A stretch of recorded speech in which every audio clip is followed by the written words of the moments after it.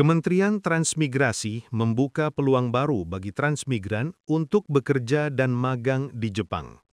Langkah ini menjadi agenda utama dalam kunjungan kerja Menteri Transmigrasi M. Iftithah Sulaiman Suryanagara di ajang Osaka Expo 2025. Menurut Menteri Iftithah, transmigrasi tidak lagi sekadar pembangunan kawasan di dalam negeri. Transmigrasi saat ini diarahkan untuk membuka jalan bagi transmigran Indonesia menembus pasar tenaga kerja global. Kerjasama ini digagas bersama Asosiasi Penyelenggara Pemagangan Luar Negeri atau AP2LN dengan fokus program magang selama 2 hingga 3 tahun di berbagai sektor di Jepang.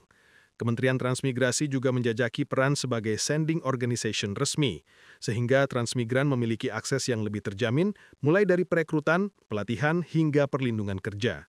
Melalui langkah strategis ini, pemerintah berharap program kerja dan magang di Jepang dapat meningkatkan daya saing sekaligus memberdayakan transmigran Indonesia untuk kembali ke tanah air dan mengembangkan wilayahnya.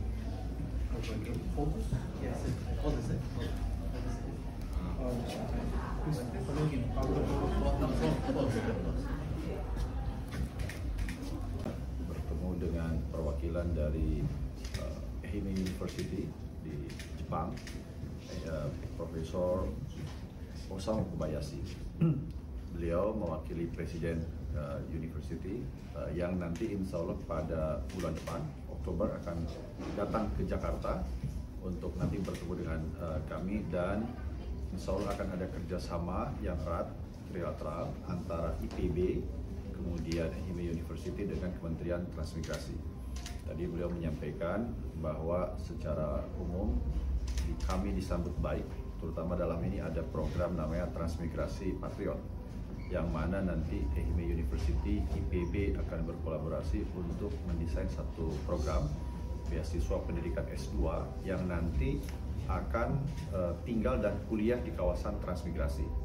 Bahkan dari Ehime University sendiri tadi kami tawarkan apakah ada kemungkinan satu studentnya dari Jepang yang nanti akan ikut mendapatkan beasiswa dan tinggal di kawasan transmigrasi.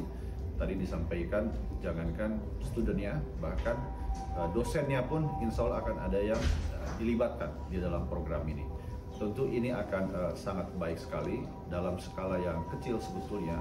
Lulusan-lulusan dari Ehime University juga sudah ada yang melakukan voluntary bagaimana menyerap tenaga kerja yang ada di Indonesia. Tadi disebutkan contohnya di Bekasi, kemudian disiapkan di sana, terus kemudian dilakukan pemagangan di Jepang, lalu kemudian kembali lagi ke Indonesia untuk kemudian masuk dalam industri yang investasinya didatangkan dari Jepang. Nah, ini juga tadi sudah kami dapat satu gambaran bahwa bukan hal yang tidak mungkin jika kita misalkan utamanya para transmigran yang sekarang ada di kawasan transmigrasi atau calon transmigran, kita juga lakukan pelatihan tentang perikanan, pertanian, perkebunan yang skalanya skala industri yang ada di Jepang ini, kemudian dilakukan upskill kemampuan dan keterampilannya. Setelah itu baru masuk ke kawasan transmigrasi, bukan hanya dengan tenaga kerja yang terdidik dan terlatih, tetapi juga nanti datang dengan para investor yang didatangkan dari Jepang. Kita tahu bahwa ini ada kolaborasi yang sangat baik sekali, di mana Jepang saat ini mengalami kekurangan penduduk, ya kalau boleh dikatakan di krisis, ya, karena akibat aging begitu. Nah, sementara Indonesia saat ini punya bonus demografi.